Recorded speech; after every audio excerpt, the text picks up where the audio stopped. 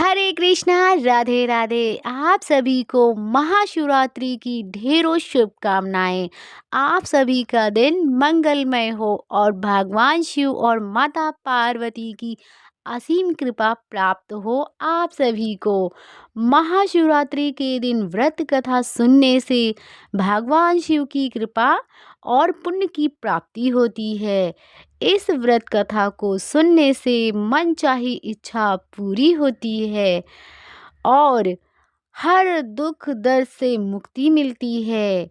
भगवान शिव की कृपा मिलती है, मन चाही इच्छा पूरी होती है। महाशिवरात्रि व्रत कथा के बिना पूजा अधूरी मानी जाती है। शिव पुराण में इस दिन का बड़ा ही महत्व बताया गया है। इस दिन माता पार्वती और भोलेनाथ का विवाह हुआ था। इसी दिन भगवान शिव जी पहली बार लिंग रूप में प्रकट हुए थे। अगर आप महाशिवरात्रि का व्रत नहीं करते हैं तब भी आपको महाशिवरात्रि व्रत की कथा सुननी और पढ़नी चाहिए। तो आइए हमारे साथ महाशिवरात्रि की व्रत कथा सुनिए। कथा को पूरा सुनते हैं, आधा अधूरा सुनने से दोष लगता है, इसलिए कथा को पूरा अवश्य सुने। ओम श्री गणेशाय नमः। पूर्व काल में चित्रभानु नामक एक शिकारी था। जानवरों की हत्या करके वह अपने परिवार का पालन पोषण किया करता था। वह एक साहूकार का कर्जदार था, लेकिन उसका ऋण समय पर ना चुका सका। क्रोधित होकर साहूकार ने शिकारी को शिव मठ में बंदी बना लिया। संयोगवश से उस दिन महाशिवरात्रि थी। शिकारी ध्यान मगन होकर शिव संबंधी धार्मिक बातें सुनता रहा। चतुर्दशी को उसने महाशिवरात्रि व्रत कथा भी सुनी। शाम होते ही साहूकार ने उसे अपने पास बुलाया और ऋण चुकाने के विषय में बात करी। शिकारी ने अगले दिन सारा ऋण चुकाने लौटा देने का वचन दिया। बंधन से छूट गया।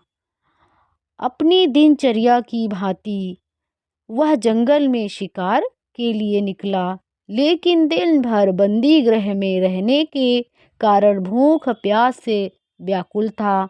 शिकार खोजता हुआ वह बहुत दूर निकल गया। जब जंगल में अंधकार हो गया तो उसने विचार किया कि रात जंगल में ही बितानी पड़ेगी। वह वन के एक तालाब के किनारे बेल के पेड़ पर चढ़कर रात बिताने का इंतजार करने लगा। बेल वृक्ष के नीचे शिवलिंग था जो बेल पत्रों से ढका हुआ था। शिकारी को उसका पता ना चला। पड़वा बनाते समय उसने जो भी टहनियाँ तोड़ी वे संयोगवश से शिवलिंग पर गिरती चली गई। इस प्रकार दिन भर भूखे प्यासे शिकारी का व्रत भी हो गया और शिवलिंग पर बेल पत्र भी चढ़ गए। एक पहर रात्रि बीत जाने पर एक गर्भवती हिरणी तालाब पर पानी पीने पहुंची। शिकारी ने धनुष पर तीर चढ़ाकर जैसे ही निशाना सीधा, हिरणी बोली, मैं गर्भवती हूँ, मैं शीघ्र ही जन्म देने वाली हूँ। तुम एक साथ दो जीवों की हत्या करोगे तो ठीक नहीं है। मैं बच्चे को जन्म देकर तुम्हारे पास शीघ्र ही आ जाऊंगी, तब मार लेना। शिकारी ने अपनी तीर को ढीला कर दिया और फिर हिरणी जंगल की झाड़ियों में लुप्त हो गई। शिकारी जैसे ही अपना तीर कमान ढीला छोड़ा और फिर वह बैठ गया, इतने में ही कुछ पत्ते टूटकर बेल पत्र टूटकर शिवलिंग पर फिर गिर गए। इस प्रकार उससे अनजाने में प्रथम पहर का पूजन भी संपन्न हो गया। कुछ ही देर बाद एक और हिरणी उधर से निकली। शिकारी की प्रसन्नता का ठिकाना ना रहा। इतनी खुशी हुई उसे अपने समीप देखकर, अपने पास देखकर उसे इतनी प्रसन्नता हुई। फिर से उसने धनुष पर बाण चढ़ाया। तब उसने देखा हिरणी ने विनम्रता पूर्वक निवेदन किया, हे शिकारी, मैं थोड़ी देर पहले ऋतु से निवृत्त हुई हूँ, कामतुर विरहिणी हूँ, अपने प्रिय की खोज में भटक रही हूँ। मैं अपने पति से मिलकर शीघ्र ही तुम्हारे पास आ जाऊंगी। शिकारी ने उसे भी जाने दिया। 2 बार शिकारी को खोकर उसका माथा ठनका। वह चिंता में पड़ गया। रात्रि का आखिरी पहर बीत रहा था।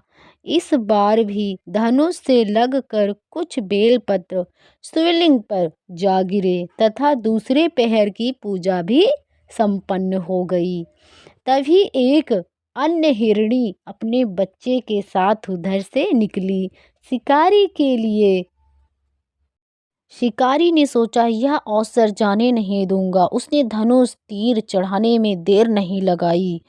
वह तीर चढ़ाने ही वाला था कि हिरणी बोली, हे शिकारी, मैं इन बच्चों को उनके पिता के हवाले करके लौट आऊंगी। इस समय मुझे मत मारो। शिकारी हंसा और बोला, सामने आए शिकार को छोड़ दूं, मैं ऐसा मूर्ख नहीं हूँ। इससे पहले मैं 2 बार अपना शिकार खो चुका हूँ। मेरे बच्चे भूख प्यास से व्याकुल हैं। उत्तर में हिरणी ने कहा, जैसे तुम्हें अपने बच्चों की ममता प्यारी है, ठीक वैसे ही मुझे भी अपने बच्चों की ममता प्यारी है।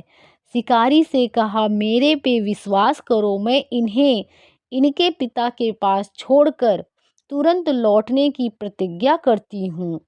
हिरणी को दुख भरा स्वर सुनकर शिकारी को उस पर दया आ गई। उसने उस हिरणी को जाने दिया। शिकारी के अभाव में तब भूख प्यास से व्याकुल शिकारी अनजाने में ही बेल वृक्ष पर बैठा बेल पत्र तोड़ तोड़ कर नीचे फेंकता जा रहा था। तभी एक हट्टा कट्टा हिरण उसी रास्ते पर आया। शिकारी ने सोच लिया कि इसका शिकार वह अवश्य करेगा। शिकारी की तानी प्रत्यक्ष देखकर हिरन विनती स्वर में बोला, हे शिकारी, यदि तुमने मुझसे पूर्व आने वाली 3 हिरनियां तथा छोटे छोटे बच्चों को मार डाला है तो मुझे भी मारने में विलंब मत करो, ताकि मुझे भी उनके वियोग में एक क्षण भी दुख ना सहना पड़े। मैं उन हिरनियों का पति हूँ। यदि तुमने उन्हें जीवन दान दिया है तो मुझे भी कुछ क्षण का जीवन दान देने की कृपा करो। मैं उनसे मिलकर तुम्हारे समक्ष उपस्थित हो जाऊंगा। हिरण की बात सुनते ही शिकारी के सामने पूरी रात का घटना चक्र घूम गया। उसने सारी कथा हिरण को सुना दी। तब मार्ग हिरण ने कहा, मेरी तीनों पत्नियां जिस प्रकार प्रतिज्ञाबद्ध होकर गई हैं, मेरी मृत्यु से अपने धर्म का पालन नहीं कर पाएंगी। अतः जैसे तुमने उन्हें विश्वास पात्र मानकर छोड़ दिया है, वैसे ही मुझे भी जाने दो। मैं उन सबके साथ तुम्हारे सामने शीघ्र ही उपस्थित होता हूँ। शिकारी ने उसे भी जाने दिया। इस प्रकार प्रातः होते ही उसका उपवास, रात्रि जागरण तथा शिवलिंग पर बेलपत्र चढ़ाने से अनजाने में ही पर शिवरात्रि की पूजा पूर्ण हो गई। पर जाने अनजाने में ही हुई पूजा का परिणाम उसे तत्काल मिला। शिकारी का हिंसक हृदय निर्मल हो गया। उसमें भागवत शक्ति का वास हो गया। थोड़ी ही देर बाद वह हिरण पूरे परिवार सहित शिकारी के पास उपस्थित हो गया ताकि वह उनका शिकार कर सके। किंतु जंगली पशुओं की ऐसी सत्यता, सात्विकता एक सम्मोहक प्रेम भावना देखकर शिकारी का मन बदल गया। उनका प्रेम देखकर शिकारी ने उन हिरन को परिवार के जीवन दान दे दिया। उस हिरन के परिवार को जीवन दान दे दिया। अनजाने में ही शिवरात्रि के व्रत का पालन करने पर भी शिकारी को मोक्ष की प्राप्ति हुई। जब मृत्यु काल में यमदूत उसके जीवन को लेने जाने आए तो शिवगढ़ों ने उन्हें वापस भेज दिया तथा शिकारी को शिवलोक ले गए। शिवलोक की कृपा से ही अपने इस जन्म में राजा चित्रभानु अपने पिछले जन्म को याद रख पाए तथा महाशिवरात्रि के महत्व को जानकर उसका अगले जन्म में भी पालन कर पाए। शिव कथा का यह है संदेश। शिकारी की कथा अनुसार महादेव तो अनजाने में किए गए व्रत का भी फल देते हैं, पर वास्तव में महादेव शिकारी की दया भाव से प्रसन्न हुए थे। अपने परिवार के कष्ट का ध्यान होते हुए भी शिकारी ने हिरन के परिवार को जाने दिया। यह करुणा ही प्रस्तुत तथा शिकारी को उन पंडित एवं पुजारियों से उत्कृष्ट बना देती है जो एक सिर्फ रात्रि जागरण, उपवास एवं दूध, दही, बेल पत्र आदि द्वारा शिव को प्रसन्न कर लेना चाहते हैं। इस कथा में सबसे महत्वपूर्ण बात यह है कि इस कथा में अनजाने में हुए पूजन पर विशेष बल दिया गया है। इसका अर्थ यह है कि किसी भी प्रकार से किए गए पूजन को स्वीकार कर लेते हैं अथवा भोलेनाथ जाने या अनजाने में हुए पूजन में भेद नहीं कर सकते। वास्तव में वह शिकारी शिव पूजन नहीं कर रहा था। इसका अर्थ यह भी हुआ कि वह किसी तरह के किसी फल की कामना भी नहीं कर रहा था। उसने हिरन के परिवार को समय पर जीवन दान दिया, जो एक शिव पूजन के सम्मान है। शिव का अर्थ ही कल्याण होता है। उन प्राणियों का कल्याण करने के कारण ही वह शिव तत्व को जान पाया तथा उसका शिव से साक्षात्कार हुआ। परोपकार करने के लिए महाशिवरात्रि का दिवस होना भी आवश्यक नहीं है। पुराणों में 4 प्रकार के शिवरात्रि पूजन का वर्णन है।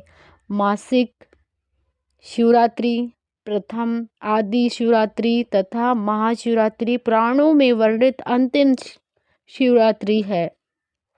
नित्य शिवरात्रि प्रस्तुत प्रत्येक रात्रि ही शिवरात्रि है। अगर हम उन परम कल्याणकारी आशुतोष भगवान में स्वयं को लीन कर दे तथा कल्याण मार्ग का अनुसरण करें, वही महाशिवरात्रि का सच्चा व्रत है। हर हर महादेव। कमेंट बॉक्स में हर हर महादेव का जयकारा अवश्य लगाएं भक्तों। ऐसी ही वीडियो देखने के लिए हमारे चैनल को सब्सक्राइब जरूर करें और एक लाइक जरूर करें।